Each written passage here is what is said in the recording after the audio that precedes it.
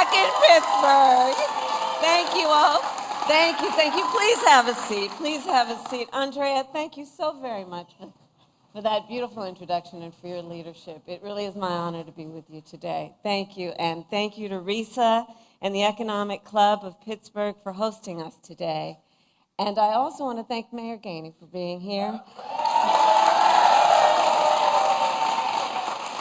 Mayor, you greet me each time I come to Pittsburgh. I thank you so very much for that, and your leadership. Thank you. So, hello, friends. Let's get started. Okay. So we gather at a moment of great consequence.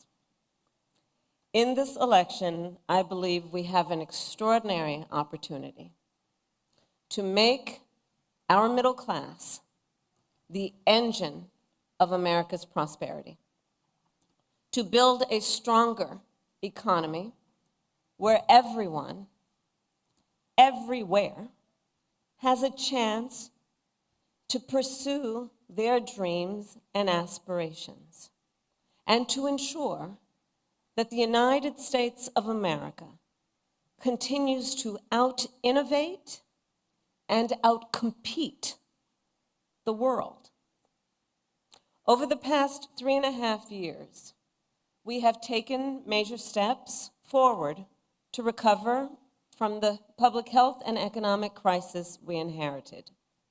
Inflation has dropped faster here than the rest of the developed world. Unemployment is near record low levels. We have created almost 740,000 manufacturing jobs, including 650 at the battery manufacturing plant over in Turtle Creek.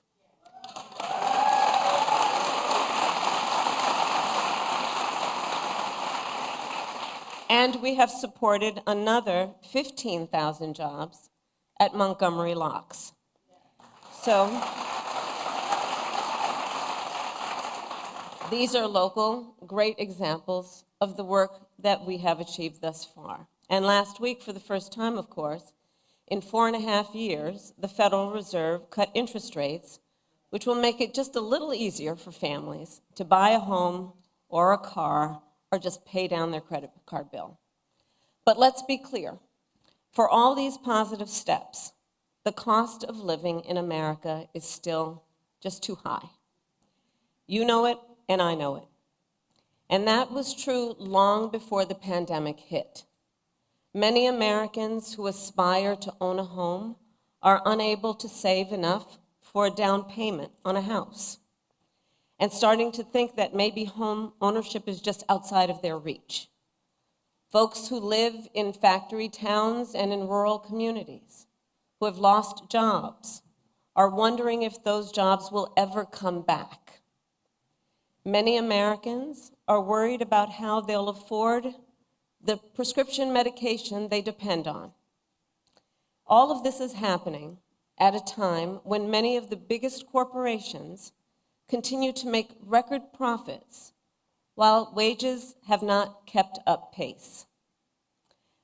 I understand the pressures of making ends meet. I grew up in a middle-class family, and while we were more fortunate than many, I still remember my mother sitting at that yellow Formica table, late at night, cup of tea in hand, with a pile of bills in front of her, just trying to make sure that she paid them off by the end of the month. Like so many Americans, just trying to make it all work. Every day, millions of Americans are sitting around their own kitchen tables and facing their own financial pressures. Because over the past several decades, our economy has grown better and better for those at the very top, and increasingly difficult for those trying to attain, build, and hold on to a middle-class life. In many ways, this is what this election is all about. The American people face a choice between two fundamentally very different paths for our economy. I intend to chart a new way forward and grow America's middle class. Donald Trump intends to take America backward to the failed policies of the past. He has no intention to grow our middle class. He's only interested in making life better for himself and people like himself, the wealthiest of Americans. You can see it spelled out in his economic agenda. An agenda that gives trillions of dollars in tax cuts to billionaires and the biggest corporations, while raising taxes on the middle class by almost $4,000 a year, slashing overtime pay, throwing tens of millions of Americans off of health care, and cutting Social Security and Medicare. In sum, his agenda would weaken the economy and hurt working people and the middle class. You see, for Donald Trump, our economy works best if it works for those who own the big skyscrapers, not those who actually build them, not those who wire them, not those who mop the floors,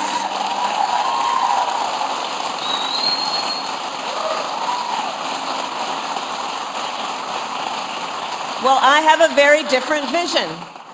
I have a very different vision for our economy. I believe we need to grow our middle class and make sure our economy works for everyone, for people like the people in the neighborhood where I grew up and the hardworking Americans I meet every day across our nation. So I call my vision the opportunity economy. And it's about making sure everyone can find a job and more, and more. Because frankly, having a job, I believe, in our ambition and aspiration should be baseline. And we should aspire and have the ambition and plan to do more. I want Americans and families to be able to not just get by, but be able to get ahead.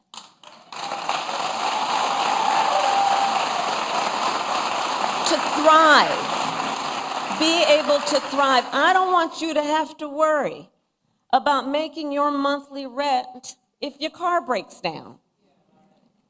I want you to be able to save up for your child's education, to take a nice vacation from time to time. I want you to be able to buy Christmas presents for your loved ones without feeling anxious when you're looking at your bank statement. I want you to be able to build some wealth, not just for yourself, but also for your children and your grandchildren, intergenerational wealth.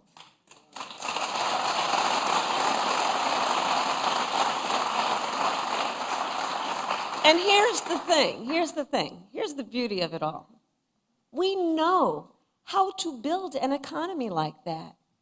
We do know how to unlock strong, shared economic growth for the American people.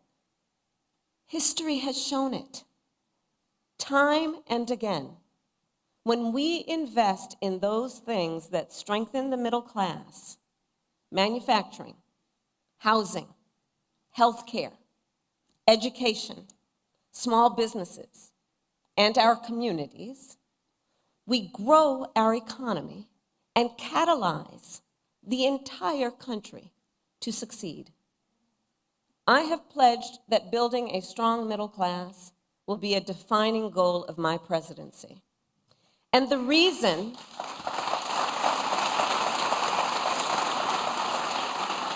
But let me tell you, the reason is not about politics and it's not about ideology. From my perspective, it's just common sense. It's just common sense. It's actually what works. When the middle class is strong, America is strong. And we can build a stronger middle class. The American economy, we know this here.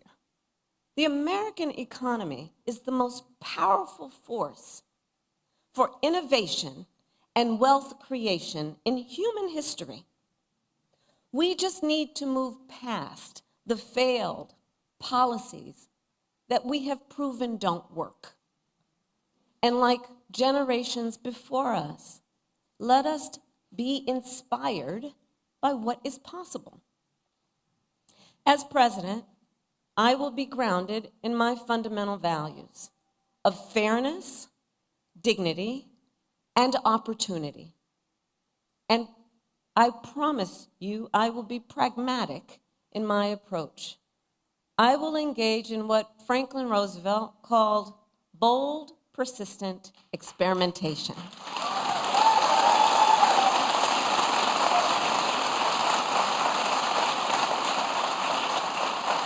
Because I believe we shouldn't be constrained by ideology and instead should seek practical solutions to problems, realistic assessments of what is working and what is not, applying metrics to our analysis, applying facts to our analysis, and stay focused then not only on the crises at hand, but on our big goals, on what's best for America over the long term.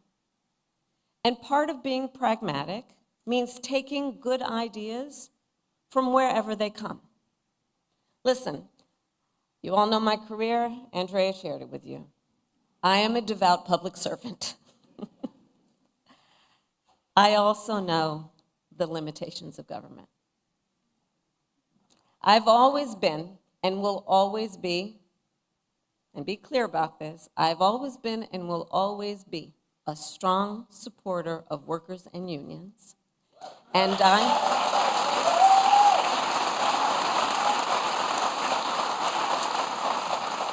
I also believe we need to engage those who create most of the jobs in America. Look, I'm a capitalist. I believe in free and fair markets. I believe in consistent and transparent rules of the road to create a stable business environment. And I know the power of American innovation. I've been working with entrepreneurs and business owners my whole career. And I believe companies need to play by the rules.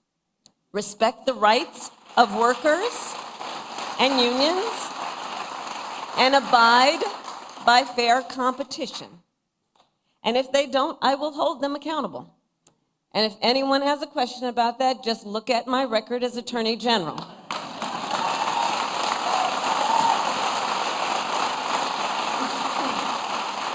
Look at my record in California, taking on the big banks for predatory lending, taking on big healthcare companies for conspiring to jack up prices, taking on a big for-profit college for scamming veterans and students.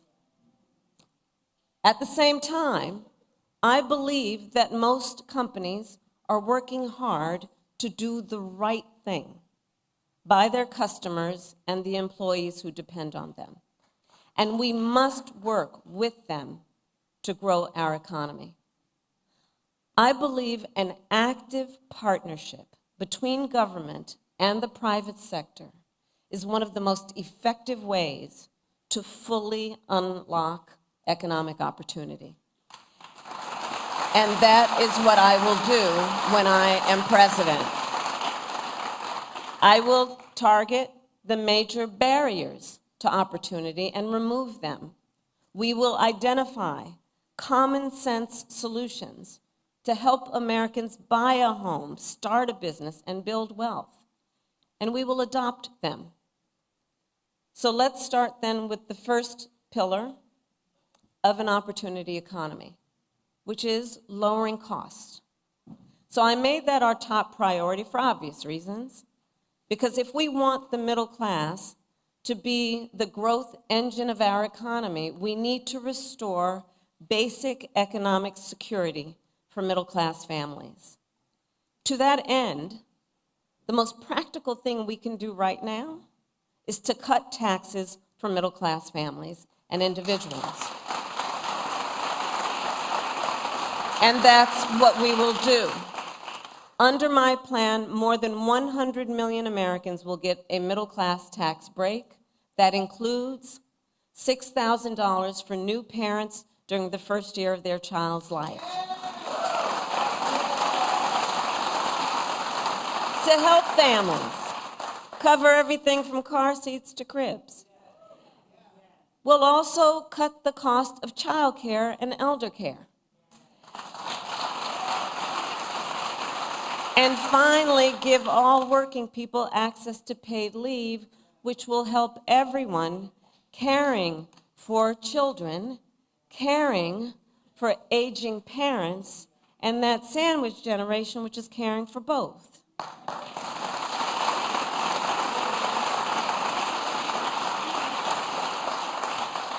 So I have a personal experience with caregiving. I remember being there for my mother when she was diagnosed with cancer, cooking meals for her, taking her to her appointments, just trying to make her comfortable, figuring out which clothes were soft enough that they wouldn't irritate her, and telling her stories to try and make her laugh. I know caregiving is about dignity. It really is. And when we lower the cost and ease the burdens people face, we will not only make it then easier for them to meet their obligations as caregivers, we will also make it more possible for them to go to work and pursue their economic aspirations. And when that happens, our economy as a whole grows stronger. Now, middle-class tax cuts are just the start of my plan. We will also go after the biggest drivers of cost for the middle class and work to bring them down. And one of those, some would argue one of the biggest, is the cost of housing. So here's what we will do. We will cut the red tape that stops homes from being built and take on, in addition, corporate landlords who are hiking rental prices.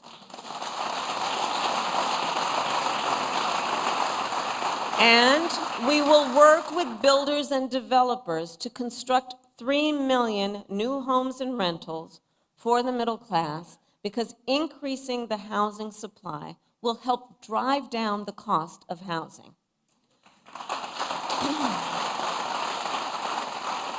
We will also help first-time homebuyers just get their foot in the door with the $25,000 down payment assistance. Because the goal is clear. Let's help more Americans afford to buy a home, which we know is a critical step in their ability to grow their wealth and intergenerational wealth. And we will work to reduce other big costs for middle-class families. We will take on bad actors who exploit emergencies and drive up grocery prices by enacting the first ever federal ban on corporate price gouging.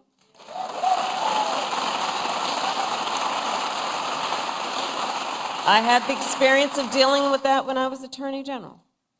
We will take on Big Pharma and cap the cost of prescription drugs for all Americans, just like we did for our seniors. Now, by contrast, Donald Trump has no intention of lowering costs for the middle class. In fact, his economic agenda would actually raise prices. And listen, that's not just my opinion.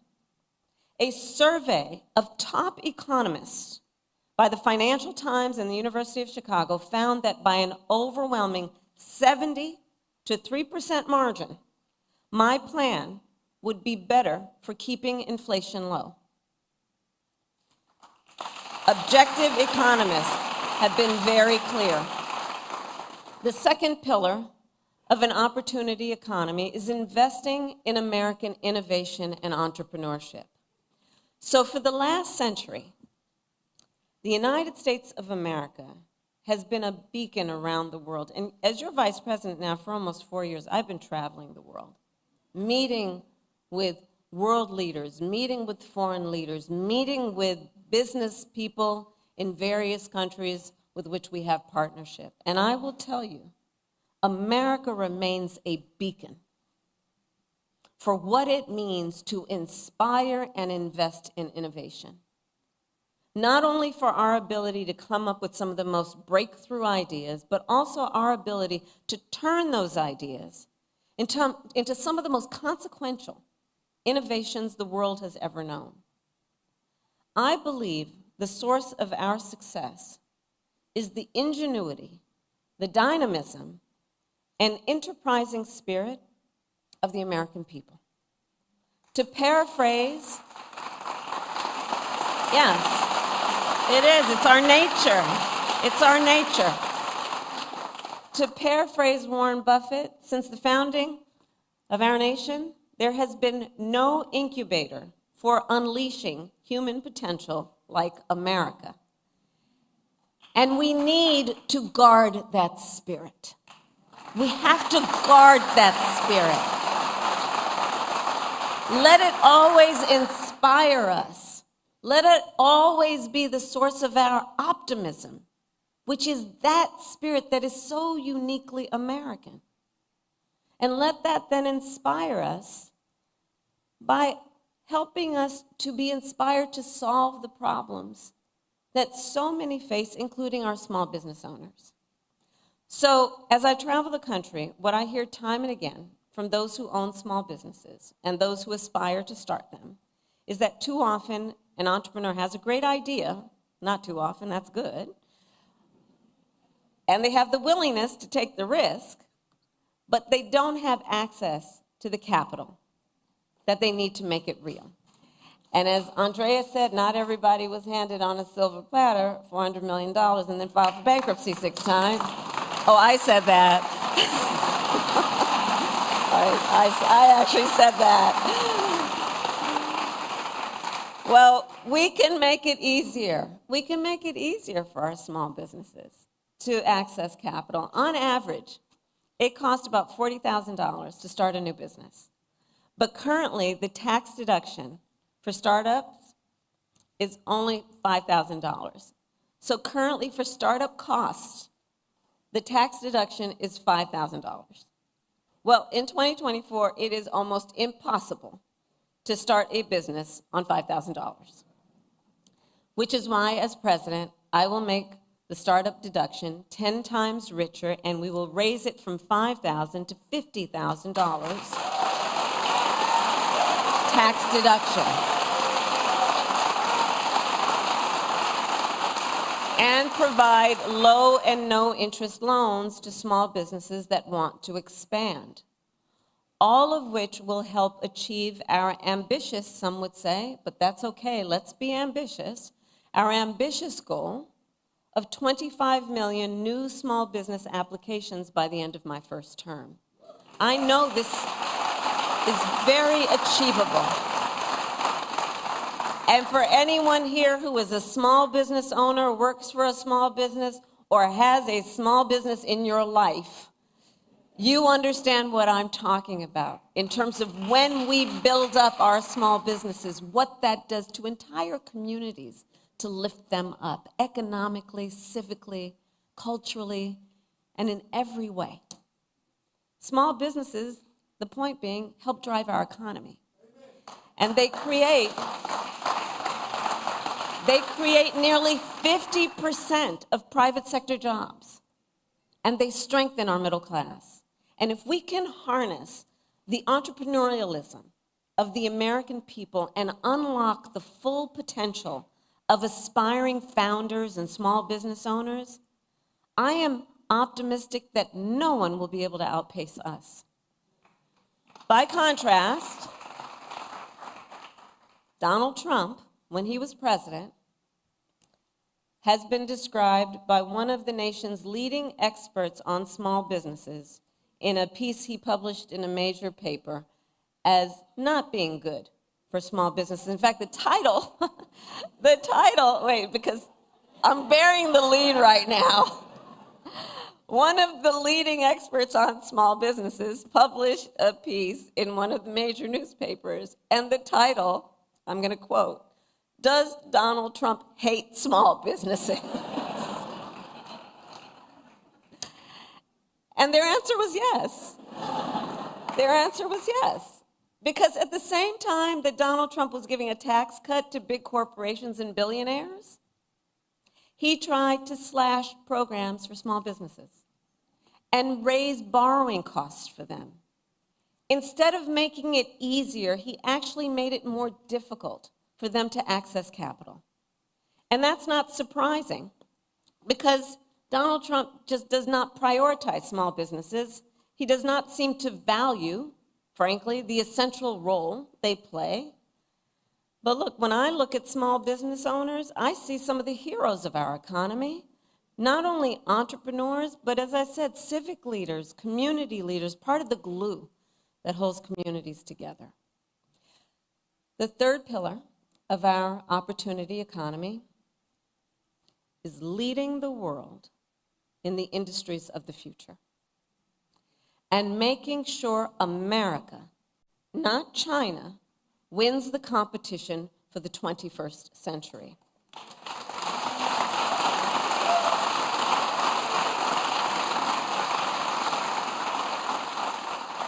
One of the recurring themes in American history is that when we make an intentional effort to invest in our industrial strength, it leads to extraordinary prosperity and security, not only for years, but for generations.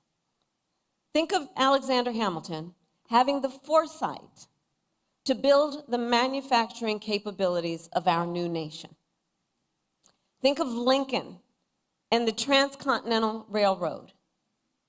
Think of Eisenhower and the interstate highway system. Kennedy committing America to win the space race and spurring innovation across our society. From our earliest days, America's economic strength has been tied to our industrial strength. And the same is true today. So I will recommit the nation to global leadership in the sectors that will define the next century. We will invest in biomanufacturing and aerospace, remain dominant in AI and quantum computing, blockchain and other emerging technologies, expand our lead in clean energy innovation and manufacturing,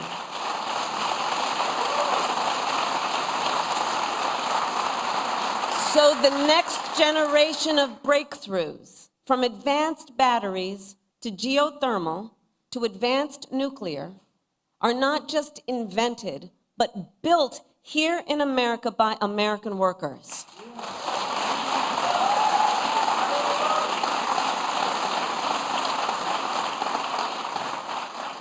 And we will invest in the industries that, for example, made Pittsburgh the Steel City by offering tax credits for expanding good union jobs in steel and iron and manufacturing communities like here in Mon Valley.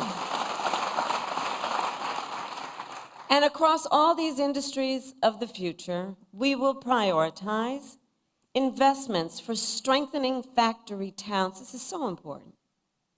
For strengthening factory towns, retooling existing factories, hiring locally, and working with unions, because no one who grows up in America's greatest industrial or agricultural centers should be abandoned.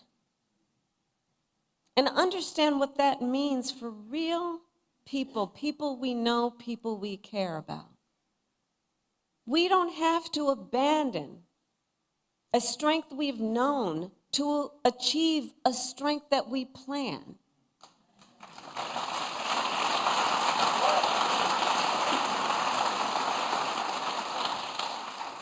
And here's what else we will do when I am president. We will double the number of registered apprenticeships by the end of my first term.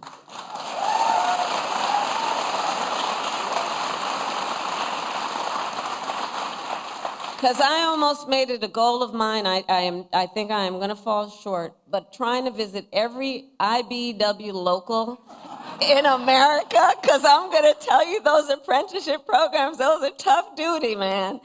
And women and everyone. They're tough duty. I mean, talk about the skills that are about engineering and science and math and just the most highly skilled folks who are in those apprenticeships and teaching there. And so one of the things we must do, understanding that and understanding the nature of that part of our educational system, is let's eliminate degree requirements while increasing skills development. And let's start with something I can do as president, was ensure that we do that for the 500,000 of federal jobs that are within our ability to make it so. Showing what is possible and then challenging the private sector to make a similar commitment to emphasizing skills and not just degrees.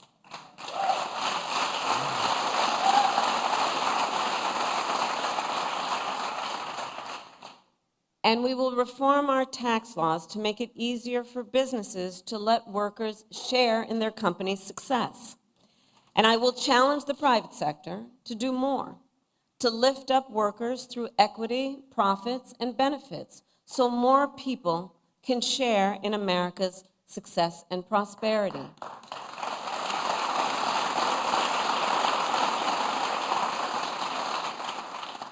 And not only must we build the industries of the future in America, we must also build them faster.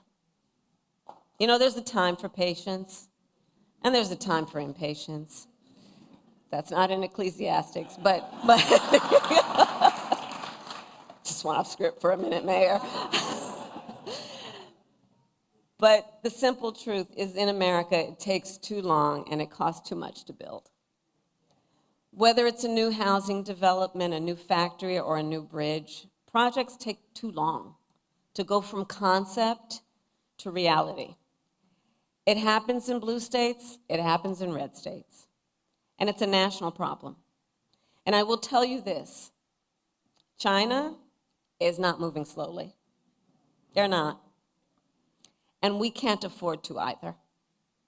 If we are to compete, we can't afford to either.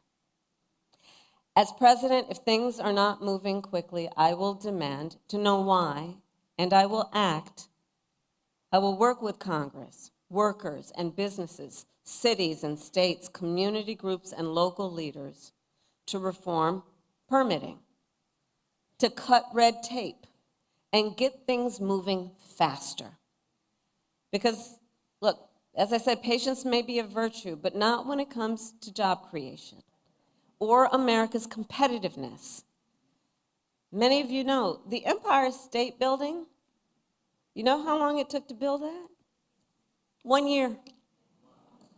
The Pentagon, you know how long that took? 16 months.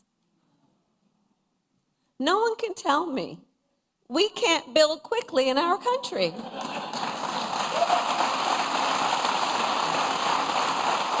I've got empirical evidence. Now look, my opponent, Donald Trump, well, he makes big promises on manufacturing. Just yesterday, he went out and promised to bring back manufacturing jobs. And if that sounds familiar, it should. In 2016, he went out and made that very same promise about the Carrier plant in Indianapolis. You'll remember, Carrier then offshored hundreds of jobs to Mexico under his watch.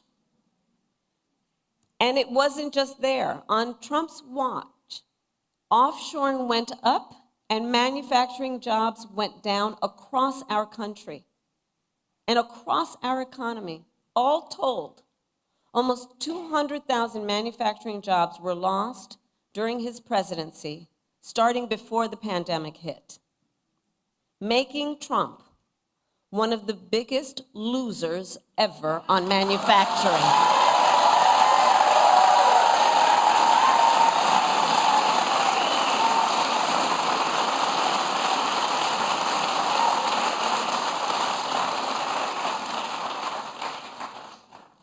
Donald Trump also talked a big game on our trade deficit with China. But it is far lower under our watch than any year of his administration. While he constantly got played by China,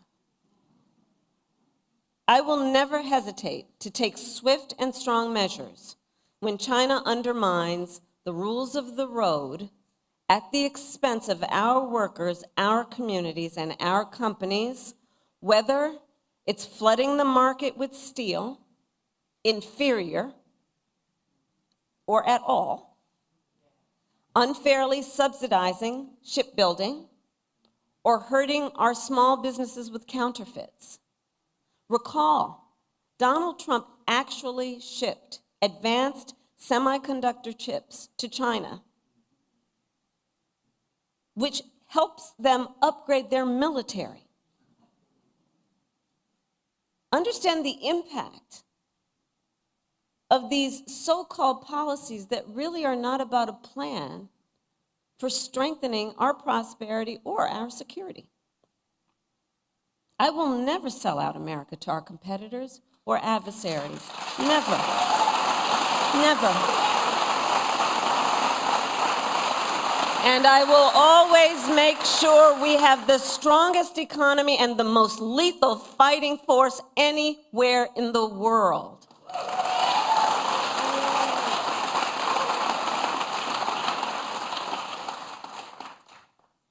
So at this pivotal moment, we have an extraordinary opportunity to chart a new way forward. One that positions the United States of America and all of us who are blessed to call this home for success and prosperity in the 21st century. You know, there's an old saying that the best way to predict the future is to invent it.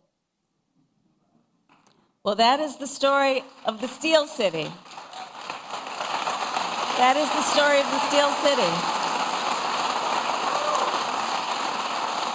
The city that helped build the middle class, birth America's labor movement, empower the rise of American manufacturing, and the city where Alan Newell and Herbert Simon launched the first AI research hub at Carnegie Mellon.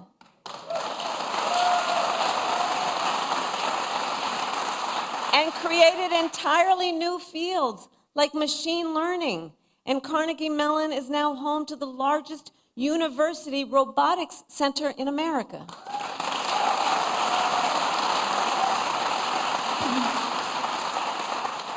So the proud heritage of Pittsburgh, I so strongly believe, reveals the character of our nation. A nation that harnesses the ambitions, the dreams, and the aspirations of our people, seizes the opportunities before us because we see them, because we believe in them, and then invents the future. That is what we have always done. And that is what we must now do.